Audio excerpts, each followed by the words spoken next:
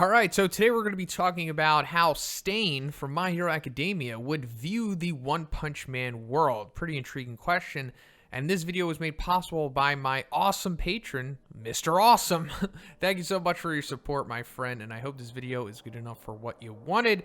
And also, for me to go in depth into this discussion, I'm going to have to go into spoilers for the One Punch Man webcomic. So if you don't want to know what's going to happen past what the manga is currently on, I suggest you check out now. So in case you're unfamiliar with who Stain, aka the hero killer Stain, is from My Hero Academia, he's basically like this crazy, I think they called him a fundamentalist, like vigilante, anti-villain, anti-hero type of individual who is pretty much psychotic and feels that all of the heroes within the My Hero world are fakes and shams, and they're only doing it for like the spotlight and the money. They're not true heroes down to their core, and pretty much the only hero who he deems legitimate and genuine is All Might. I mean, there are a few select others, deeper into the story when we get more accustomed with this character, but just for now, it's basically just All Might, and anyone who isn't even like remotely close to him is a fake, and he's going to go as far as even killing them. So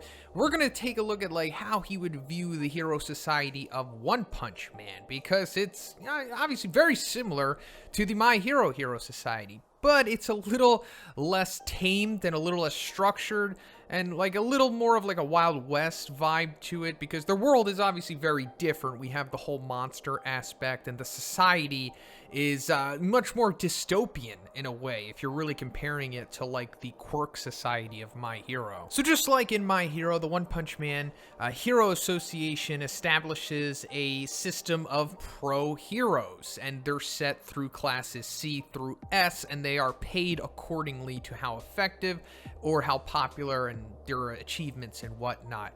So obviously right off the bat, he is not going to be down with this. He is not okay with heroes being paid for hero work. Like we established, he feels that all heroes should just do it in earnest. They have to be genuine and save people because they want to, and not because they're going to get any recognition or monetary rewards as a result of what they do. So that's already one big gripe that Stain is going to have with this system. But another thing is that it is revealed, throughout the story, but it's more evident now than ever currently in the webcomic, that the Hero Association is just straight up corrupt. Like, I mean, it was already established that they kind of have like a corruption throughout the hero systems, how they try to preserve like this balance amongst the hero ranks, through C through S, and they don't want it to get too, out of control. They want to make sure that the S class stays the S class, the C, B, and A kind of stays in line, regardless of what feats or whatever accomplishments that they kind of have. Death Gatling, talks about how this really screws up the hero system and everything. And it was also revealed by Child Emperor that there was this whole like secret black market monster trade between the Hero Association and the wealthy investors, and then the wealthy investors are like in control pretty much of the Hero Association because it's their money that's directly funneling into them. So therefore they kind of have to do what they want.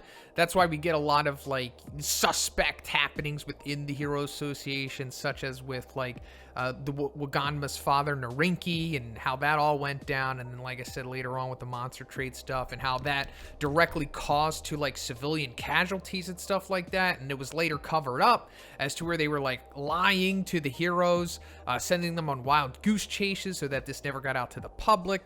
And I assume that Stain would probably uncover stuff like this, and that would just send him over the hill. Like, at least the hero system within the My Hero world isn't, I guess, necessarily as corrupt as the Hero Association in the One Punch Man world. It's not even like really close to being corrupt as that. So that would just, add even more fuel to the fire for Stain there. So he would not only just want to overcome the heroes in the One Punch Man world, like the My Hero world, but he would just want to collapse the entire Hero Association. Like, he would want to bring that down, not just like as a corporation, but physically bring down the corporation itself, just because of how evil and unjust and unhero-like it is. So another thing that Mr. Also wanted me to take a look at is how Stain would view the heroes of the One Punch Man world, mainly the S-Class and then the other important heroes. So let's go into the important ones first, like a My Mask. He's obviously not going to like a My Mask, because My Mask is like pretty much the poster boy for everything that Stain is against. And yes, My Mask does have like a staunch, no nonsense justice outlook on things, but he is still, you know, the face of the Hero Association. He's pretty much the face of corruption as a result, and he's also like a pop star. He's an idol and all of that stuff, which totally goes against everything that Stain stands for. So I guess a My Mask would be, you know, like suspect number one for Stain to go after, more or less.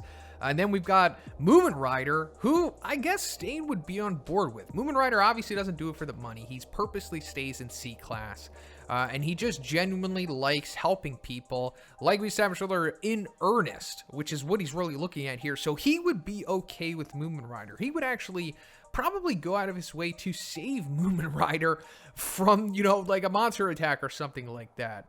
And as for the rest of the S-Class heroes, I think he would probably be against most of them because, you know, they all more or less are a status symbol for the Hero Association. They are, you know, receiving monetary gains for what they do, and they're not really complaining about it, and they are sitting on top of the hero throne.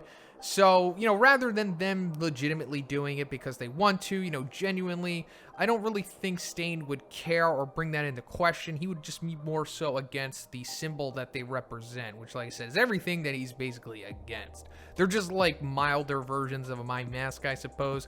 Now, not all of them, of course, but I'm just saying most of them. Silver Fang is up for debate because we can assume that Silver Fang was probably doing hero stuff and saving society way before the Hero Association was established, because it's only 3 years old at this point, and, you know, Silver Fang's 82 friggin' years old, so yeah, he was probably doing that stuff beforehand. And I guess Stain would probably be on board with Silver Fang, but I think the absolute number one hero who he would be down with is the number one hero, and that is Blast. I think he would probably see Blast similar to how he sees All Might, because Blast, similar to All Might, you know, is the number one hero, but aside from that, Blast was probably, you know, doing this stuff for a very long time before the Hero Association was established, similar to Silver Fang. We actually have some confirmed feats of Blast going out and taking care of things before the Hero Association. Like, you know, 15 years ago or something like that, he took down the ninja leader. You know, that was obviously helping society. He wasn't getting anything in return from that. Obviously, he wasn't getting paid. He wasn't getting recognition. And then the whole thing about him saving Tatsumaki, we're going to, you know, brush aside him going after the Ninja Village younglings because we don't know how that's going to play out yet, but I'm sure if it was explained to Stain why he had to do that stuff, Stain would be on board, because we can assume that Stain would probably take out some younglings for the greater good if he really had to. I mean, it kind of lines up with Stain's quote-unquote fundamentalist views. But also, you know, like Blast, he doesn't want the limelight. He stays away from it purposely. He doesn't want recognition. He actually sees being hero as like a hobby, pretty much. And then he wants others to basically defend themselves. He doesn't want you to go thinking that somebody's going to go save you.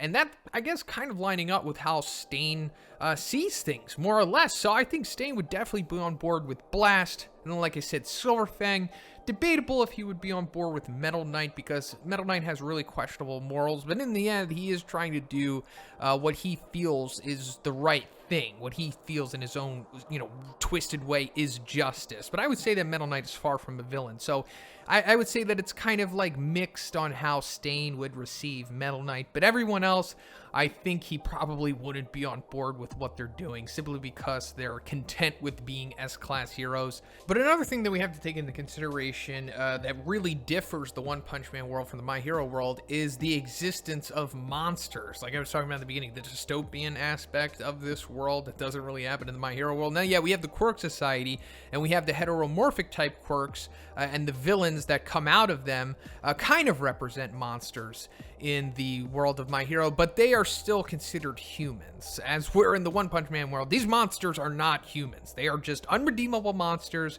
and that they are pretty much going to be killed with no consequences behind them. Really no moral ambiguity to it. They are just evil monsters. You take them out, and I think bringing humanity together to go after these monsters would kind of bring a different type of dynamic, at least to the viewpoint of Stain. It still wouldn't justify things in Stain's viewpoint, but maybe just joining the Hero Association in general would maybe be seen as somewhat as a redeeming factor, considering that you are actively trying to work for the greater good. As to where, like, in the My Hero world, you don't necessarily have to become like a pro hero. But I think it's more so like necessary in the One Punch Man world. But that's pretty much it for the video today, guys. Let me know what you thought about this one. How do you think Stain would see the One Punch Man world? Do you line up with how I'm thinking that he would probably break it down? Or would you be a little more lenient maybe? I don't know. Let me know. And once again, I want to thank Mr. Awesome for your awesome patronage. Thank you so much. And again, I hope this video was good enough for what you wanted. And also, please check out my Patreon if you would like to request something, or check out my Q&A that I do weekly on the channel. And if you haven't already, please subscribe as well, and drop a like on the video if you liked it. Have a great day, and I'll see you in the next one.